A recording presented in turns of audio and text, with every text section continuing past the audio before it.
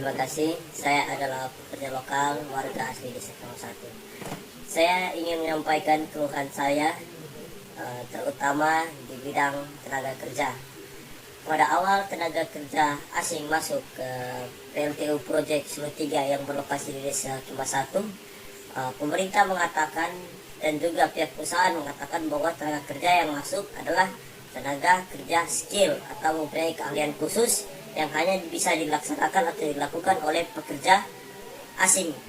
Tapi pada kenyataannya di lapangan bahwa hal-hal yang bisa dilakukan oleh pekerja lokal atau pekerjaan-pekerjaan yang bisa diambil alih oleh pekerja lokal itulah yang dilakukan atau dikerjakan oleh pekerja-pekerja asing. Maka saya berpikir bahwa ini sangat tidak adil karena di luar sana masih banyak pekerja-pekerja lokal yang membutuhkan pekerjaan. Tapi kenapa pekerjaan seperti ini dipekerjakan kepada pekerja asing yang pada notabene-nya adalah pekerja skill menurut perusahaan. Tetapi setelah kita tinjau di lapangan, kita lihat langsung bahwa tidak seperti itu atau tidak demikian. Karena yang kami dapati adalah para tenaga kerja asing melakukan pekerjaan-pekerjaan seperti buruh kasar atau pekerjaan yang bisa dilakukan oleh pekerja-pekerja lokal atau masyarakat lokal yang lainnya untuk mendapatkan pekerjaan. Ini sangat disayangkan karena masih di luar sana masih sangat banyak masyarakat Desa Kemang 1 yang membutuhkan pekerjaan, dan terlebih khusus di area-area yang berdekatan dengan PLTU Project Sulu 3. Terima kasih. Terima kasih. Saya pekerja Project Sulu 3 mau memberikan beberapa keluhan mengenai tempat kerja saya, karena dari pihak perusahaan ingin berlakukannya karantina. Kalau itu kita sudah ikuti untuk ikut karantina, tetapi kita merasa kecewa karena karantina bersifat keseluruhan pekerja, tapi tidak terjadi realisasi seperti itu. Yang ternyata hanya beberapa pekerja yang dikarantina. Maksudnya tidak semua dikarantina, yang lain masih bebas keluar masuk seperti konsultan. Walaupun memang harus mengikuti protap ini atau COVID untuk dikarantina, harusnya tidak ada interaksi dari luar. Kita tetap ikuti keseluruhan pekerja untuk karantina. Dan dari pihak perusahaan pun bilang kalau kita tidak ikuti karantina, kita dianggap mengundurkan diri.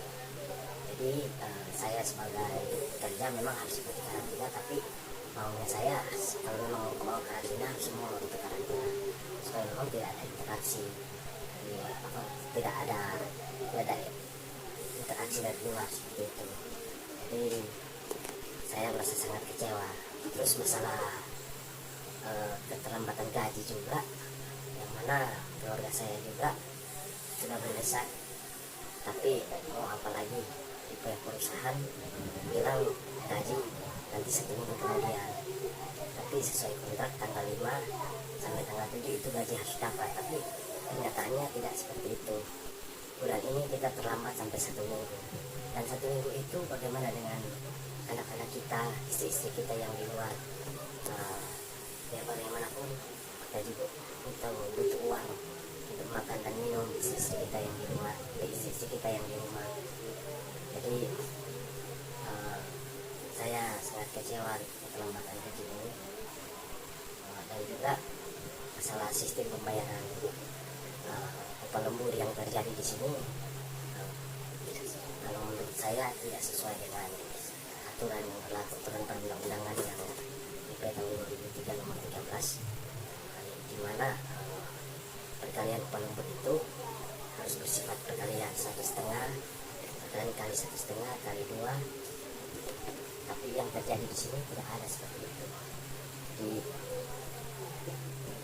kalau bisa kita ingin juga ingin sejahtera sebagai pekerja. Itu saja. Terima kasih.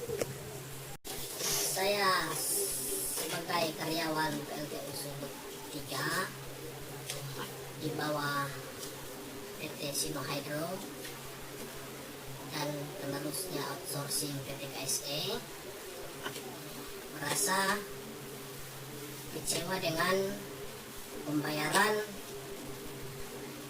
upah antara kedua belah pihak, di mana perjanjian kontrak kerja kita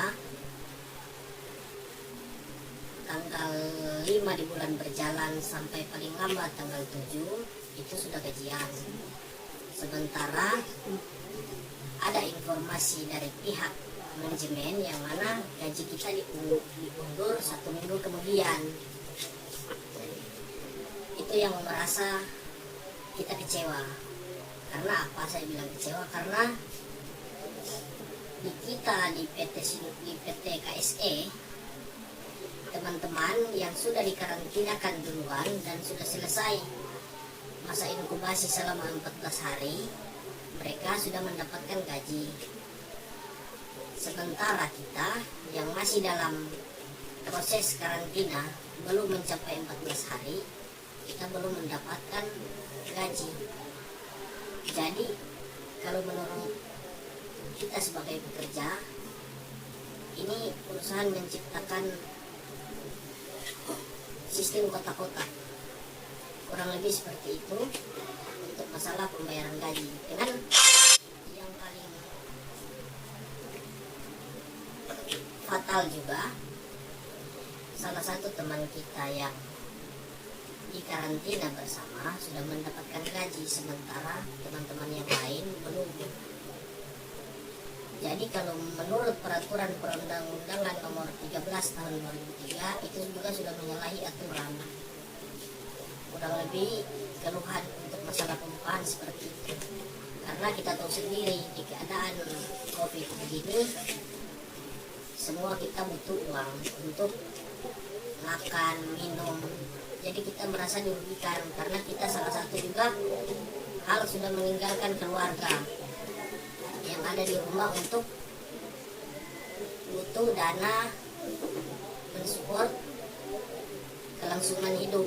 Kalau kita kan tinggal di luar, kita bisa cari uang lain, misalnya kita bisa ojek, jualan-jualan di pasar atau lain sebagainya.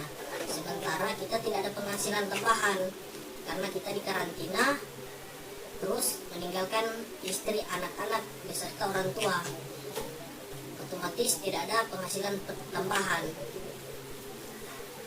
Dan yang kita harapkan di bulan berjalan, harusnya di kontrak sudah gajian, sementara akan ditunda 1 minggu. Itu yang menurut kita sangat dirugikan, kurang lebih seperti itu. Terus kita juga mau mengadu ke siapa? Karena kita mengadu ke Disnaker, sementara kita sudah dikarantina, tidak ada komunikasi ke pihak instansi-instansi luar area perusahaan. Jadi kita serba salah, bingung di dalam. Dan kurang lebih seperti itu. Terima kasih.